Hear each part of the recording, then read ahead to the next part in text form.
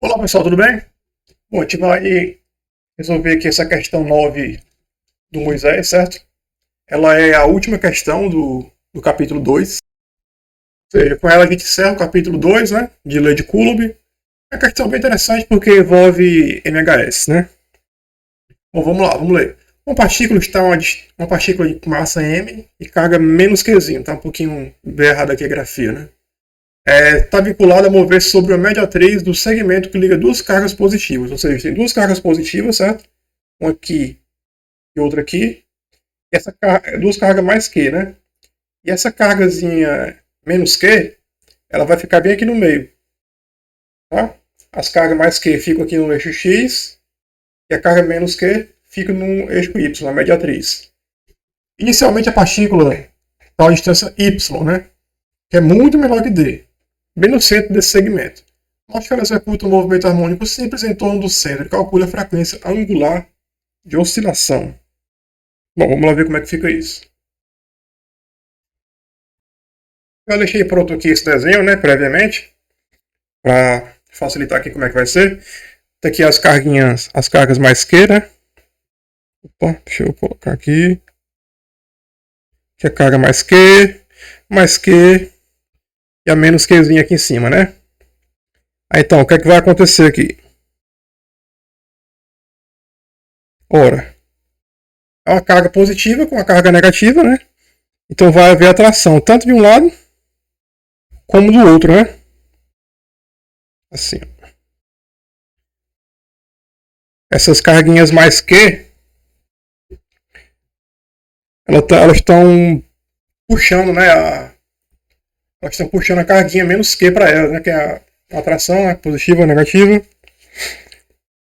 Então aqui é o seguinte, de cara a gente já vê logo uma simetria. É o seguinte, se a gente decompor cada força dessa aqui, ó, na horizontal e na vertical, a gente vai ver que as forças da horizontal, elas vão se anular. Vocês concordam? Então a força resultante nessa carga menos Q vai ser as duas contribuições verticais, tá? Então, para facilitar, eu vou chamar isso daqui de alfa. E como é que fica a contribuição de cada carga mais Q? Ó, a contribuição é essa aqui, ó. É o módulo de F vezes o seno do ângulo alfa. Beleza? Quanto que é o módulo de F? O produto das cargas, né? Dividido pela distância. E a distância é quem? Y ao quadrado, que é a alturinha, mais D sobre 2 ao quadrado. Ou seja, a gente está calculando essa hipotenusa aqui. Que é esse lado aqui ao quadrado, né? Que esse lado aqui é D mais D dividido por 2, porque todo é D. Então aqui está só trabalhando só com a metade. E o seno de alfa, quem é? Cateto oposto, Y, dividido por quem? Pela hipotenusa. Que é esse mesmo cara ali, só que ele é raiz ao quadrado. Raiz quadrada. Prontinho. Então, cada carga vai contribuir com esse valor aqui de força na vertical, para baixo. Tá? Então, qual vai ser a força resultante atuando na carguinha? Vai ser duas vezes aquilo ali, né? Porque tem duas cargas. Então, vou colocar aqui, ó, 2. Constante elétrica, Qzão, Qzinho. E aqui eu vou fazer isso aqui. Eu vou usar y ao quadrado, d sobre 2, tudo ao quadrado. Tudo isso aqui é elevado a 3 meios. Por quê? Porque aqui está elevado a 1 e aqui está elevado a 1 meio, né? Que é da raiz. Então 1 mais 1 meio, 3 meios. Então, fazer a fórmula vetorial, isso aqui vai ser negativo. Por quê? Porque eu orientei meu eixo y para cima, note aí, e a resultante das forças é para baixo. Então é negativo. E qual é a outra força resultante que tem aí? Tem a gravidade, né? Ele deu a massa, lembra? Então eu teria esse termo aqui, ó. Olha. Aliás, aqui é até menos, né? Porque a gravidade está aponta para cima, para baixo.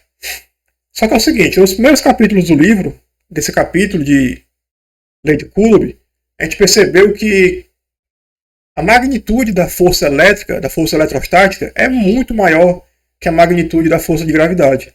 Então, quando você tem uma massinha pontual de massa m e uma carga Q no mínimo considerável, Essa força eletrostática aqui,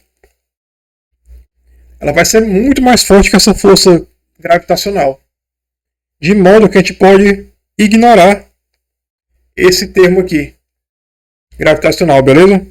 Aí você pode perguntar, Jonas, mas por que ele deu a massinha M? Então, daqui a pouco a gente vai ver por quê. Então vamos lá, vamos pegar aqui a força resultante. Essa aqui. Agora vamos usar na lei de Newton, né? Porém, antes de a gente usar na lei de Newton, vamos fazer aqui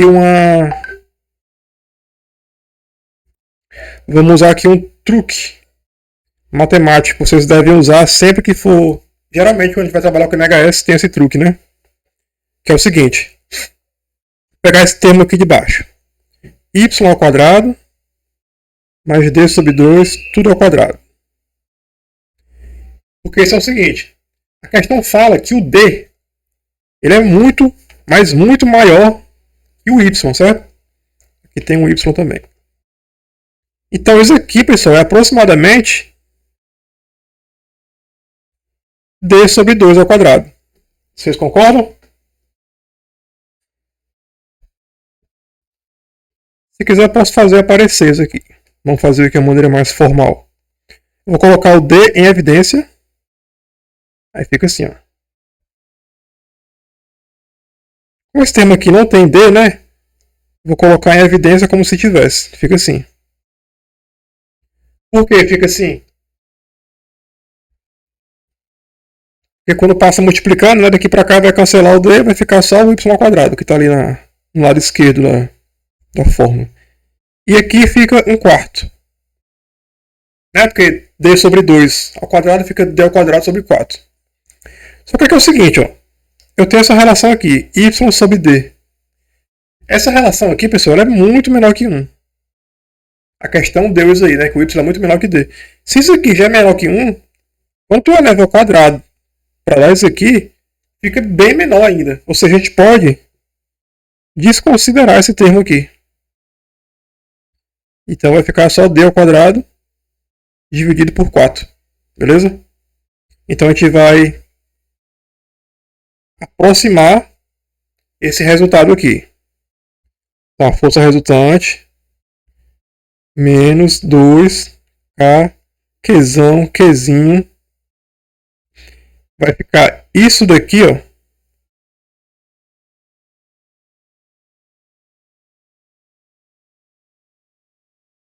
D sobre 2, né, ao quadrado. Lembra que está elevado lá 3 meios, né? Vezes y na direção y. Né? Esse aqui é o versor, né? O vetor que aponta para cima, o vetor unitário. Eu coloquei um sinal de negativo porque a força resultante está para baixo, beleza? Então como é que fica esse resultado aqui? Fica assim, ó. Menos 2K, Qzão, Qzinho. O 2 vai cancelar com 2 e vai ficar só D sobre 2 ao cubo. Beleza? E se eu pegar ao quadrado e elevar a 3 meios, fica ao cubo. Certo? Então, y vezes y chapéu, que é o versor. Simplificando isso aqui, eu vou jogar esse 2 à terceira, que é 8, lá para cima. Fica menos 16K, Qzão, Qzinho, D ao cubo, y chapéu. E essa aqui é a força resultante. Pela lei de Newton, a gente sabe que é igual a massa vezes a aceleração. A aceleração aqui, no caso, só tem no eixo y, né? Então, a gente pode dizer que a aceleração é isso daqui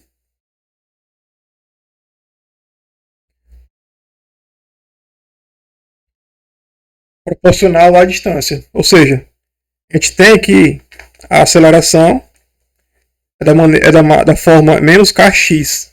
A aceleração é proporcional ao deslocamento da partícula e com sinal contrário. O que é que isso quer dizer? Isso quer dizer que isso daqui, aliás, tirando a parte negativa, né? Do lado do MHS, É a nossa frequência angular, tá? Então a gente já descobriu. Isso daqui, ó, já prova que é ω/s, porque a aceleração é proporcional ao deslocamento por sinal oposto, certo? Então a gente sabe que ômega ao quadrado é igual a 16. Quanto é que é o K? 4π ε0, Qzinho, d ao cubo. Então vai cancelar isso daqui, fica 4, né? Então ômega vai ficar o que? D raiz de Qzinho, π ε0, d ao cubo. Conferir aqui a resposta. Aliás, aqui tem uma massa aqui, né? Ó. Então essa massa vai passar dividindo. Esqueci ela. Então tem uma massa aqui, beleza? Tem uma massa aqui. Então fica uma massa aqui também no denominador. Que é a resposta correta, beleza? Então basicamente é isso, pessoal. É pegar a força elétrica, ver que tem uma simetria, que no eixo horizontal as forças eletrostáticas se cancelam. Vou ficar só o termo vertical de cada uma, tá? Multiplica por 2, porque são duas cargas contribuindo. E o grande truque, na minha opinião, é esse. Você saber que a gravidade, a força gravitacional, ela é muito mais fraca que a força eletrostática. Então, para esses casos, a gente desconsidera, tá? E outra coisa importante aqui nessa questão é esse truquezinho aqui, né? De você saber aproximar. Tá? Sempre que eu estou somando uma distância muito pequena, como é o caso do y, né? Com a distância muito maior que ele, que é o d, a gente pode fazer algumas aproximações, né? É por isso que o livro ele deixa bem claro, né, que o y é muito menor que d. Quando tem essa história de essa distância é muito menor que a outra, essa força é muito menor que a outra, é porque em algum momento da questão você vai fazer uma aproximação. E note que só vai existir МHS nessa situação específica aqui, tá? Essa situação específica de que o y for muito menor que o d, tá? Essa distânciazinha aqui, ó, y, tem que ser bem pequenininha comparada com a distância que as cargas estão uma da outra, certo? Bom, pessoal, é isso. Isso encerra o capítulo 2. O próximo capítulo é sobre campo elétrico, que é uma maneira mais abrangente de se trabalhar. Vamos começar a trabalhar com campo. Porém, desculpa, é extremamente similar à lei de Coulomb, tá? Então, se você aprendeu bem aqui a lei de Coulomb, com certeza vai ter uma facilidade lá em campo elétrico, beleza? Então, a gente se encontra lá nas próximas questões, o capítulo 3 agora. Valeu!